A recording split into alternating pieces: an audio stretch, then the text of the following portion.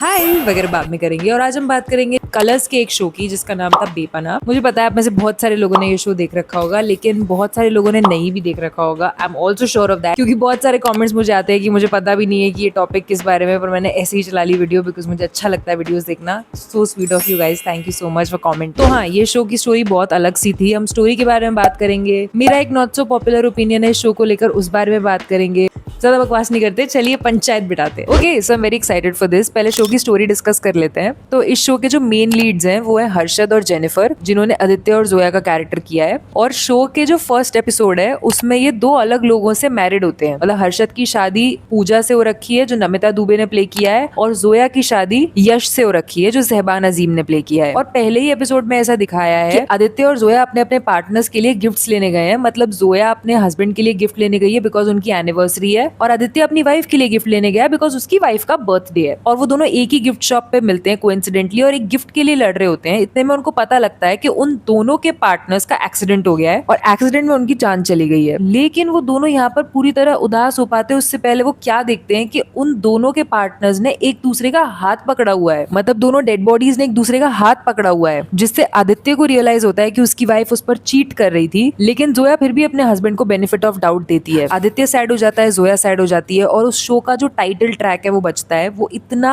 अच्छा title track है, very melancholic. Rahul Jain ने गाया है। I always say this, Rahul Jain is like Arijit Singh of Indian TV. बहुत ही ब्यूटीफुल वॉइस है। If you haven't heard that title track, आप शो भी मत देखो, आप वो टाइटल ट्रैक जरूर सुनना। Just write Bepanah title track and you will find it. मैं प्ले नहीं कर सकती बिकॉज यू नो कॉपीराइट। तो अब क्या होता है कि वो दोनों सैड होते हैं, और इस सैडनेस के बीच में जब वो अपना पेन प्रोसेस कर रहे होते हैं, तो लाइफ उन्हें कोइंसिडेंटली बार बार टकरवा रही थी। और वैसे भी उनकी टक्कर होनी ही थी बिकॉज उनके पार्टनर्स आपस में अफेयर कर रहे थे और उनसे अलग होने का भी प्लान कर रहे थे। तो किसी ने डिवोर्स पेपर्स रेडी किए हुए थे, किसी ने डायरी लिखी हुई थी अपनी फीलिंग्स वगैरह को एक्सप्रेस करने के लिए, जो धीरे धीरे करके रिवील हो रहा था। एंड इस बीच में जोया का पूरा ट्रांसफॉर्मेशन दिखाया है, from a naive girl to a confident girl. और वो कॉन्फिडेंस उसमें आता है बिकॉज वो अपने हस्बैंड की कंपनी मैनेज करने लगती है। एंड उसको रियलाइज होता है कि उसके हस्बैंड ने उसको क्यों छोड़ा या क्यों छोड़ना चाहता था। और यहाँ पे मेरा कॉन्ट्रोवर्शियल ओपिनियन है भाई। सो बेसिकली इसमें दिखाया है कि यश जोया को इसलिए छोड़ना चाहता था बिकॉज जोया एक अलग टाइप की दुनिया से आई थी। कहने का मतलब है कि वो एक रिच फैमिली से आई थी, बहुत प्रोटेक्टेड फैमिली से आई थी। और यश ऐसा नहीं था। यश के लिए उसने हार्डवर्क करके चीजें करी थी। बहुत गरीब नहीं था बट स्टिल जोया जितना वेल टू डू भी नहीं था। और उसको लगता था कि वो अपनी प्रॉब्लम जोया से शेयर नहीं कर पाता है, वो अपनी प्रॉब्लम्स पूजा से ज्यादा अच्छे से शेयर कर पाता था। उसको लगता था कि वो जोया को कोई प्रॉब्लम नहीं देना चाहता, कोई टेंशन नहीं देना चाहता, इसलिए वो उससे कनेक्ट ही नहीं कर पा रहा था कि वो अपनी प्रॉब्लम्स को शेयर कर पाए उससे। प्यार वो करता था जोया से। भाई ये कौन सा रीजन हुआ, कह के तो देखता। मतलब फाइनेंशियल प्रॉब्लम्स आ रही हैं, कंपनी ने लोन लिया हुआ है, और तुम अपनी वाइफ को ये बता ही नहीं पा रहे हो, और ये तुम किसी रैंडम औरत को बता पा रहे हो। ये रिश्ते में प्रॉब्लम नहीं है, it's a you problem. You are not able to open up to your wife. इस बात पे तो जोया को बुरा लगना चाहिए था। एंड वो रो रही थी ये बोल के कि यश एक बार बोल के तो देखते, एक बार बोल के तो देखते। And she kind of forgive him. जबकि ये क्या स्टूपिड रीजन है पूजा को बताने के लिए। वो पूजा को यही सब बताता है कि वो क्यों जोया के साथ डिटैच होते चले जा रहा है। भाई एक बार बताता, वो नहीं समझती है, नहीं सुनती, तब तो समझ में आता। फिर पूजा का रीजन मुझे वैलिड लगा। बेसिकली पूजा और आदित्य बचपन से फ्रेंड्स थे, तो उन दोनों को आपस में वो फ्रेंडशिप तो मिली। पूजा को वो फ्रेंड तो मिला आदित्य में, बट एक हस्बैंड नहीं मिल पाया। एंड वो पूजा की इमोशनल नीड्स का भी ध्यान नहीं रखता था। मतलब उसको कुछ करना है तो वो एज अ फ्रेंड मना टाइप कर देता, जैसे फ्रेंड्स मना कर देते हैं कि अरे नहीं नहीं करना है। बट एज अ वाइफ की उसकी फीलिंग्स क्या है, उसके इमोशंस क्या है, उस पर वो ध्यान नहीं देता था। फ्रेंड्स की तरह कैजुअली मना कर दिया चीजों के लिए। तो उसका अटैचमेंट यश से होने लगा, जिससे वो एक पोएट्री क्लब में मिली थी। अब ये शो इसलिए भी लगता है बिकॉज इसमें प्यार मोहब्बत वाली बातें हुई ही नहीं between the main Leeds for a long time. वो लोग अपने ये गुत्थी ही सुलझाने में लगे हुए थे कि ये दोनों हमसे अलग क्यों होना चाहते थे। ये जो डायरी वाली बात बताई है मैंने, और जो भी सब बातें बताई है, बहुत बाद में बताई गई हैं। ऑलमोस्ट लाइक आधा शो हो गया था तब बताई है। ज्यादा लंबा तो ये शो खींचा भी नहीं था इन लोगों ने।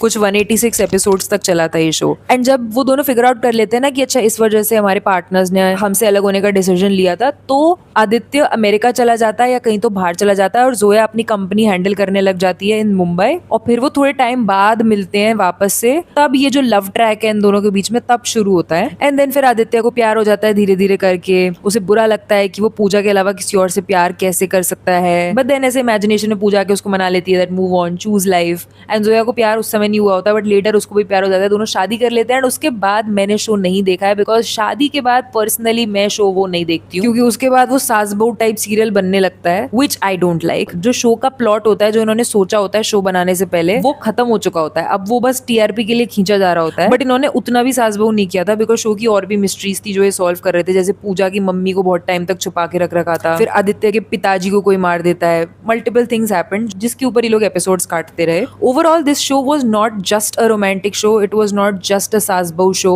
It was not just a mysterious show, and the fact that it started with tragedy and the main leads were not falling in love for a long period of time. Have you attached with the show for a long period of time? Because आपने देखा होगा normal serials में भी आप तब तक उस show को देखते हो कि अरे जो मेन लीड्स हैं वो मिले नहीं मिल पाए, अरे यार फिर कुछ हो गया, फिर नहीं मिल पाए, फिर कुछ हो गया, फिर नहीं मिल पाए, and then eventually when they meet आप शो देखना छोड़ देते हो बिकॉज वहां से कभी कभी लेट्स बी ऑनेस्ट चीजें क्रिंज हो जाती हैं। वही सब ना थोड़ा सा क्लीशे सीन्स आने लगते हैं, स्टोरी लाइन भी प्रेडिक्टेबल हो जाती है बिकॉज मैंने बोला ना कि वो प्लॉट जो था जिसकी वजह से शो स्टार्ट हुआ था वो तो खत्म हो गया, अब शादी तक ही रहा वो, फिर उसके बाद टीआरपी के लिए लोग स्टोरीज बनाते हैं और आगे की मेन एसेंस जो था वो बदलने लगता है। एंड अभी ना पूजा एंड यश यानी कि सहबान और नमिता का एक गाना आया था म्यूजिक वीडियो टाइप का, और वो उन्होंने इंस्टाग्राम पे डाला था, तो मैंने कमेंट किया था कि Pooja and Yash chilling in heaven, और इतने सारे लोगों ने उस पर लाइक किया जिससे मुझे रियलाइज हो गया कि भाई बेपनाह के फैंस तो अभी भी बहुत एक्टिव हैं। एक बार मैं रेफरेंस समझ गए, मतलब तो मुझे लगा हो सकता है व्यूज निकालने का अच्छा मौका हो। And also I want to mention Harshad की एक्टिंग इन दिस शो, बहुत ही अच्छी एक्टिंग की थी हर्षद ने शो में। I think this was his best performance, मतलब डायलॉग डिलीवरी भी काफी अलग थी। जो एक फ्लो होता है ना डायलॉग बोलने का टीवी सीरियल्स में यूजुअली एक्टर्स का,